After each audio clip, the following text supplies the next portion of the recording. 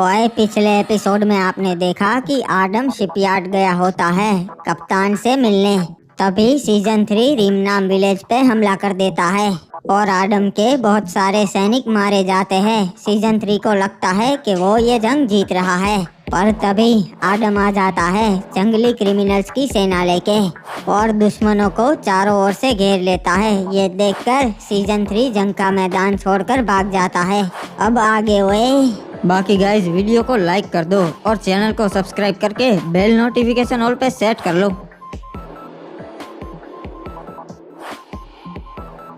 बाबू मोसाई, अब जंग का समय आ चुका है और हमने हमारी सेना तैयार कर ली है, पर सिर्फ सेना से कुछ नहीं होता। जंग जीतनी है तो एक रणनीति होनी चाहिए। सही कहा महाराज, पीक के सामने आज तक कोई भी राज्य जंग नहीं जीत पाया।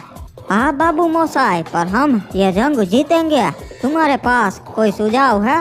जी महाराज, मैंने अपने कुछ आदमी भेजे थे पीक पे। उन्होंने मुझे बताया है कि सकुरा दूसरे राज्यों की तरह अपनी फौज अपने महल पे नहीं रखता।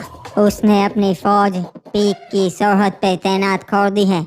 उसके लोग हर वक्त चारों ओर मौजूद रहते हैं और कोई भी राज्य आगे से हमला करेगा तो उसके सैनिक उन्हें चारों ओर से घेर लेते हैं, तो सकुरा तक पहुंचना नामुमकिन है महाराज। समझ गया बाबू मोसाई, मतलब पीक पे कब्जा करना मुश्किल है और नामुमकिन नहीं। रे फिर हम भी अपनी सेना को एक साथ ना भेजेंगे, टुकड़ियों में बांट देंगे और एक साथ हम भी चारों ओर से हमला करेंगे।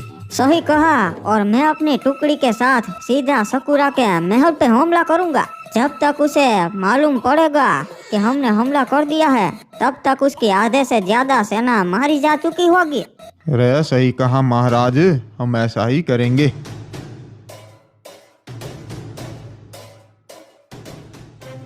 अबे ये जंग तो मुझे बहुत भारी पड़ी बे। मेरे कितने सैनिक मारे गए, मेरा खास सलाहकार मर गया और फैक्ट्री की इज्जत चली गई। महाराज चिंता मत कीजिए, सब कुछ हो जाएगा।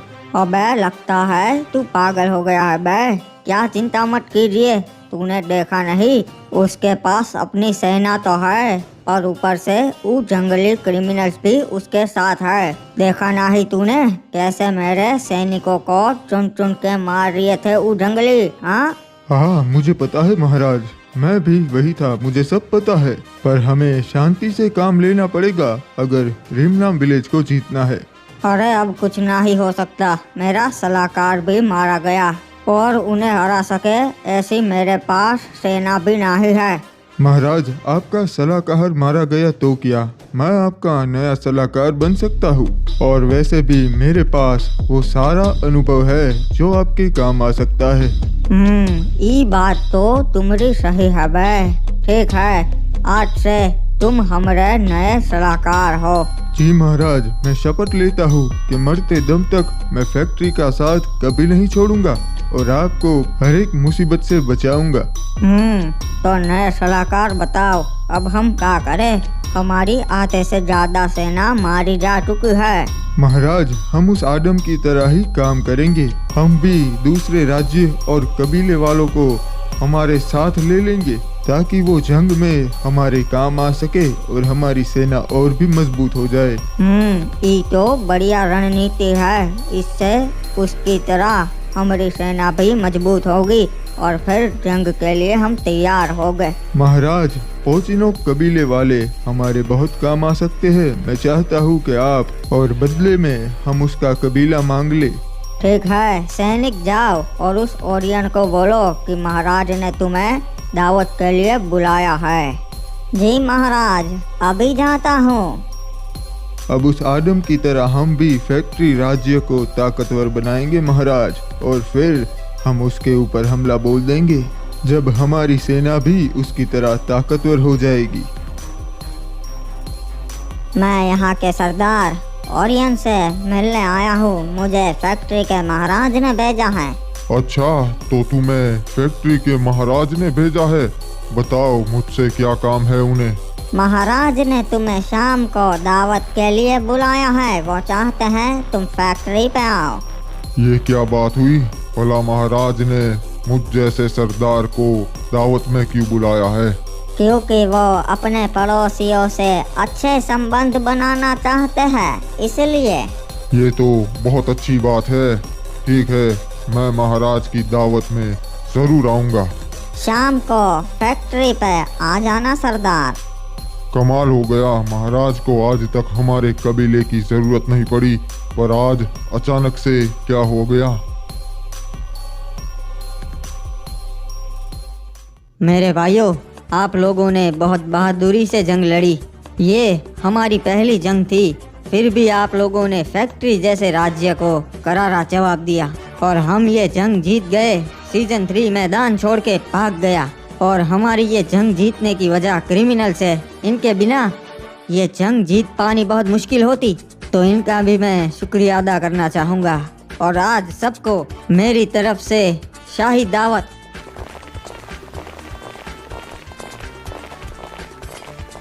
अरे ये क्या, ये तो ऑब्जर्वेटरी की महारानी आ रही है।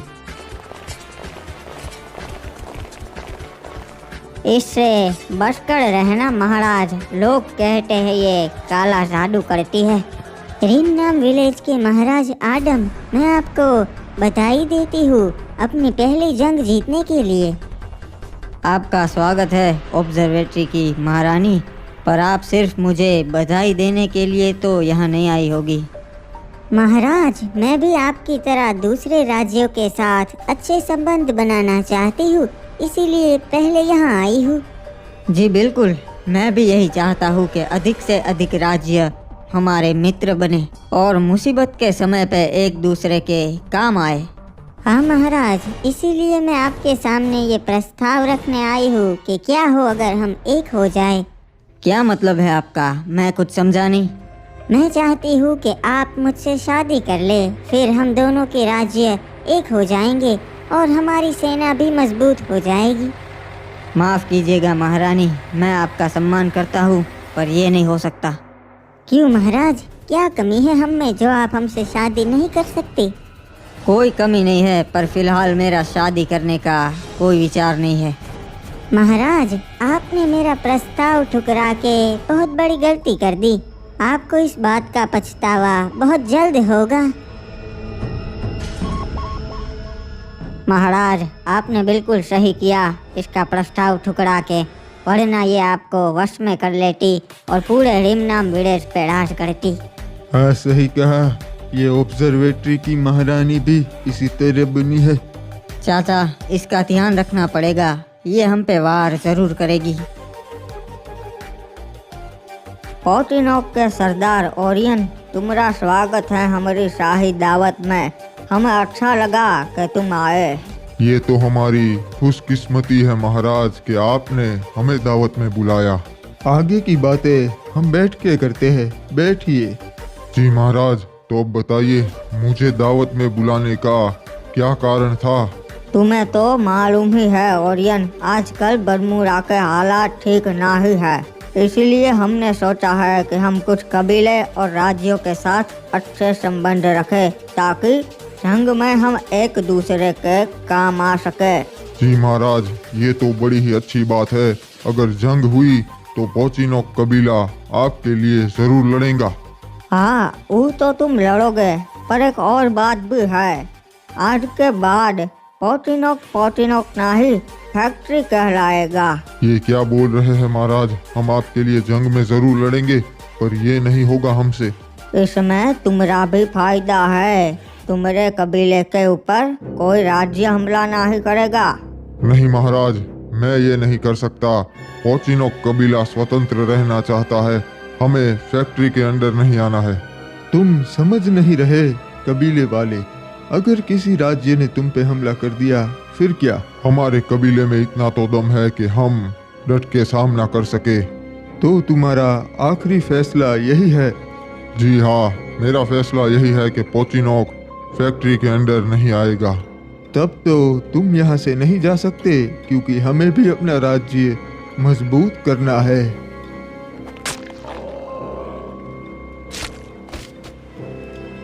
पर चिंता मत करो, तुम्हारे कबीले वासियों को मैं बता दूंगा कि तुम्हें तुम्हारे किसी दुश्मन ने मार दिया। क्या बात है सलाहकार, तुम तो वाकई बहुत ज्यादा तेज हो। जी महाराज, अब इन कबीले वालों को हमारी तरफ ले लेंगे और फैक्ट्री राज्य और भी बड़ा हो जाएगा। पोचिनोक कबीले वालों, बड़े ही अफसोस से आपको बताना पड़ रहा है कि आपके सरदार ओरियन को उसके किसी दुश्मन ने मार दिया। आपके कबीले का सरदार बहुत कमज़ोर था, तो मेरी सलाह आपको यह है कि आप फैक्ट्री में आ जाए और फैक्ट्री के साथ जुड़ जाइए। अरे हमारा सरदार इतना कमजोर नहीं था, ऐसे कैसे मार दिया? यही बात तो आपको समझनी है। ऐसा दोबारा ना हो, इसलिए आप फैक्ट्री के साथ जुड़ जाइए। कोई भी दुश्मन और राज्य आप पे हमला नहीं कर पाएगा। अरे नहीं, पोचिनोक कबीला किसी के साथ नहीं जुड़ेगा, हम स्वतंत्र रहेंगे। और तुम्हारी मर्जी है, अगर तुम स्वतंत्र रहना चाहते हो तो रहो। जितने लोग हमारे साथ जुड़ना चाहते हैं वो यही रहे और बाकी के लोग वहाँ चले जाइए। अरे हम किसी के साथ नहीं जुड़ेंगे, चलो भाइयों इस तरफ आ जाओ। तुम लोगों ने बहुत ही अच्छा फैसला लिया। महाराज के साथ जुड़कर इनकी वफादारी की कसम खाओ। हम कसम खाते हैं, हम मरते दम तक महाराज के लिए वफादार रहेंगे और फैक्ट्री के लिए ही लड़ेंगे। बड़ा ही अच्छा फैसला लिया तुम लोगों ने। वैसे भी पोचिनोक तो फैक्ट्री के अंदर ही आएगा। एक मिनट, ये क्या बोल रहे हैं महाराज? महाराज सही कह रहे हैं, स्वतंत्र तो तुम्हें रहना है पर तुम जिंदा ही नहीं रहोगे, इसीलिए पोचिनोक अब फैक्ट्री हो गया है।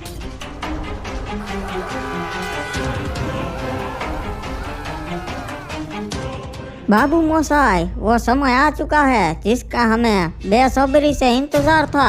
आज हम पीक पे हमला करके अपना हक वापस ले लेंगे और फिर पीक और क्लॉक टावर एक हो जाएगा। तो चलो बाबू मोसाई, हमला!